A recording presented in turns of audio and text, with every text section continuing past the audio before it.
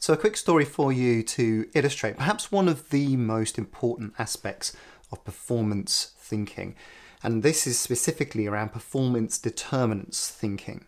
So I was about 8 years old, and at the time I was interested in two things.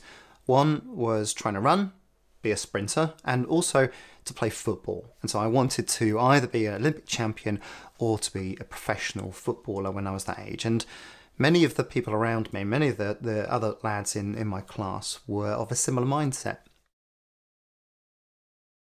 So imagine the scene. I'm sat at the table eating my breakfast and I'm chatting to my dad. And just alongside my bowl of cereal is the breakfast cereal box. And I used to quite like reading that whilst I was eating my cereal. Although bear in mind that this is the early 1980s. And so for breakfast cereal then, this is, just pure sugar. So I'm basically eating a bowl of sugar. And on the back of the cereal box is an advert. An advert for a book. Kevin Keegan's Soccer Skills. Collect 30 coupons, so that's a coupon per cereal box, and save those up, and then send in £1.99 to cover postage, and you can get a free copy of Kevin Keegan's Soccer Skills book. So I said to my dad, I'd love that book. That would be amazing. Those soccer skills that Kevin Keegan, the hero at the time in the early 80s, the England football captain, the darling of European football. I'd love to be able to learn from him. So I badgered my mum and dad to buy the same box of cereal each time that they went to the supermarket, and I would take the box and cut out the coupon, and we saved all these coupons up, and then we sent off for the book, and actually it took ages for it to come back. It was like 10 weeks or something. So eventually the book arrives back, and this is what the book looks like. This is Kevin Keegan's Book of Soccer Skills, and it arrived. And I devoured it. And there's some really great little drills and skills, passing skills, turning on the ball, and some powerful little cinematic movements of Kevin Keegan in all action. I loved this book because, as much as anything, because of the skills that it brought me at the time, but also this powerful image on the front. This is what attracted me to buying the book in the first place. And so I was the quickest lad in my year in primary school. And I would look at this and think, there's some interesting things going on here. Kevin Keegan is looking like he's so dynamic and so powerful as he starts to advance with the ball there. And I thought, that's really interesting. So what if I actually mimicked what he was doing? Maybe I would look powerful and fast as well. Bearing in mind I'm 8 or 9 years old here. And so what you can see there is he's holding his hand in a very tight position. He's holding his hand in this strange position. And me, being curious, slightly quirky chap at school, I tried that. I thought the magic is in the hand position. So I was running everywhere at the time with these cramped up sort of hinged hands and doing this action, thinking that was the bit that was most effective in helping me go quick or run fast. And so we got to the sports day, the big moment to who finds out who's the quickest lad in the year.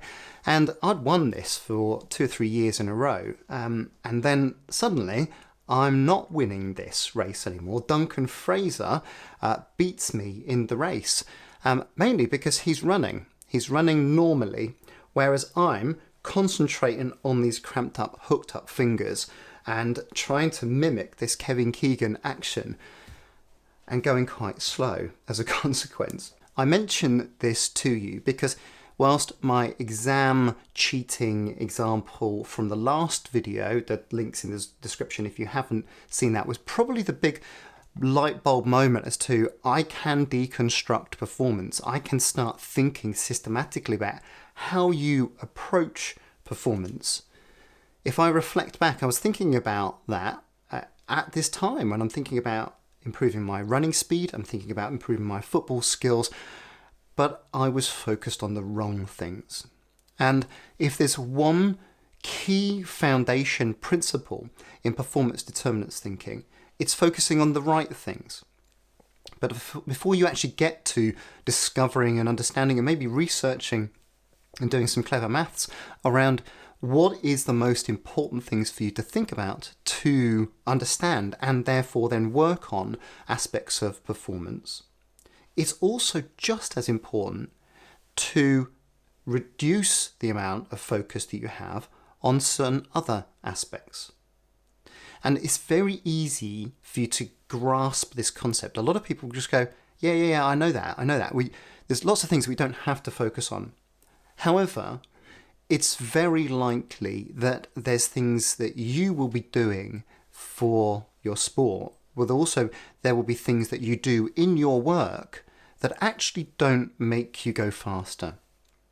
And so I would be encouraging you to, first of all, if you start to want to work on this idea of performance determinants thinking, the first step, the first realization that you've got to come to terms with is actually doing less of the things that actually really don't matter. And so that's something I would encourage you to make a bit of a list about. What are the things that I do every day, or even reflect on the day that has just passed as you're watching this video and thinking, what have I done today? What have I done that actually I've known deeply for a long time that genuinely doesn't help me, it doesn't help the team around me, it doesn't help our work, it doesn't help our sport, it doesn't help our performance, yet we still do it. What is your version of this cramped up finger thing that I did as an 8-year-old to try and run fast? Make a list of those things. If you're interested in this area a little bit more, then I would encourage you to read 2 books.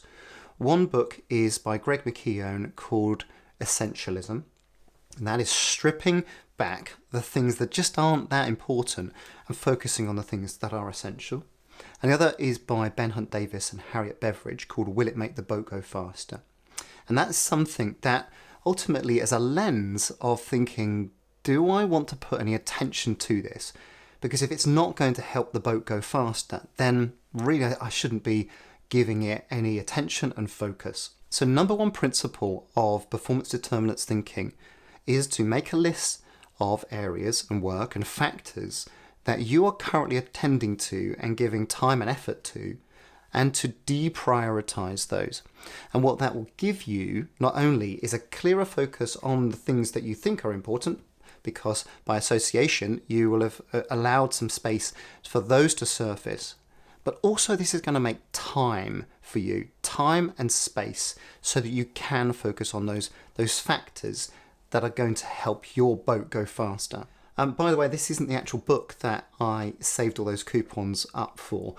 I'd lost that book years and years ago. I actually was doing a workshop on this very topic of performance determinants and helping a company think about their performance in a different way. And as luck would have it, I bought this book off eBay. It was available. It was only £1 and much less than it cost to actually buy the book in the first place. And it arrived and I was so chuffed and I got it out of the packet and it just stank of cigarette smoke. So someone had just sat there, rather than doing funny hand positions, they sat there having a fag and looking at what Kevin has got to say about it. I've had it for about 10 years now, but it doesn't smell quite as much. But now I'm going to put this away now that it's served the purpose for this video.